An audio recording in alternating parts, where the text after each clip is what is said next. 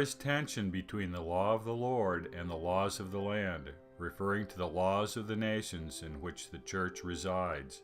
The laws of God and the laws of man will never agree in all matters, since the thoughts and ways of God always differ from and are higher than those of man.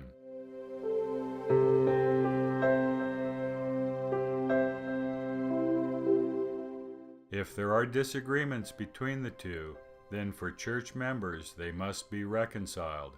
Members need to know which laws to obey and which hold precedence over the others. For example, the Lord requires the death penalty for murderers. But not all nations have capital punishment, nor for that matter do all states in the United States. The question becomes, does the church impose the death penalty contrary to the laws of those nations and states without capital punishment, or do the laws of the land take precedence over the law of the Lord? This particular question was resolved by the Lord in the same revelation. Murderers are to be turned over to the laws of the land.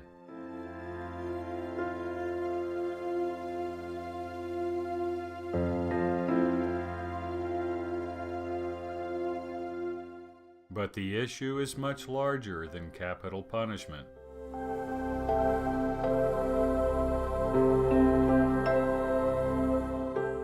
The modern church teaches that members are to be good citizens in the countries they live in. It cites the 12th article of faith as the basis of this doctrine.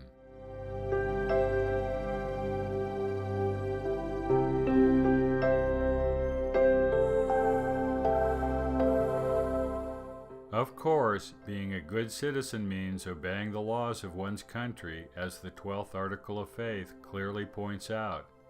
But the Church does recognize that obeying the laws of some countries places restrictions on the free exercise of religion. In such cases, the Church does not advocate civil disobedience in any form.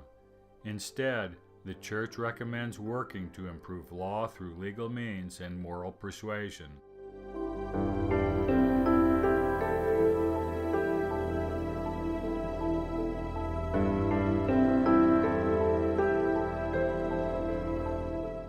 Such a policy puts the laws of the land above the law of the Lord.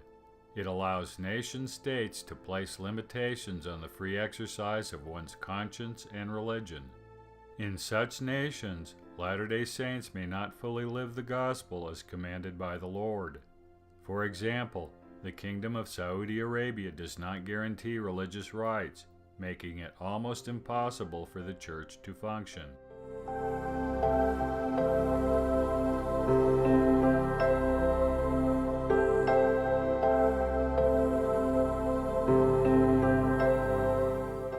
The problem with the Church's stated position on citizenship is that church members are in no position to reform religious law in Saudi Arabia, or even advocate reform through moral persuasion.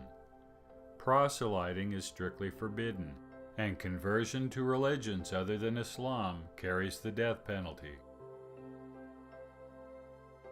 Article of Faith 12, like all the articles, was taken from a letter written by Joseph Smith in 1842 to John Wentworth, editor of the Chicago Democrat. The letter included a short history of the Church and a series of beliefs that eventually became the Articles of Faith. The articles were included in the Pearl of Great Price and then canonized, making them official church doctrine. Yet Joseph's statement on obedience to the laws of the land and subjectivity to the rulers of nations cannot be squared with the Lord's opinion on the matter. 9 years earlier, in a revelation to the prophet, the Lord expressed his approach to citizenship in the nations of the world. The Lord outlined a policy and gave a set of commandments which contradict Joseph's notion of absolute subjection to civil law. During the summer of 1833, the church was in a difficult situation. Mobocracy was the rule in Missouri, and the saints were the regular target of what Joseph called savage barbarity.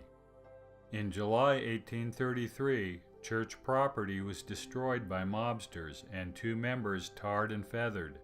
The mobsters demanded that the saints leave Jackson County. Needless to say, the constitutional government of the United States was failing the saints to the point that their lives were threatened.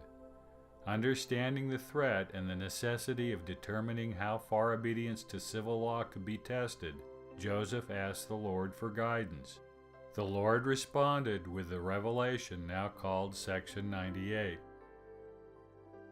The first message from the Lord concerning the trials of the saints was one of comfort. These afflictions would eventually work for the good of the saints and were reason for rejoicing and thanks.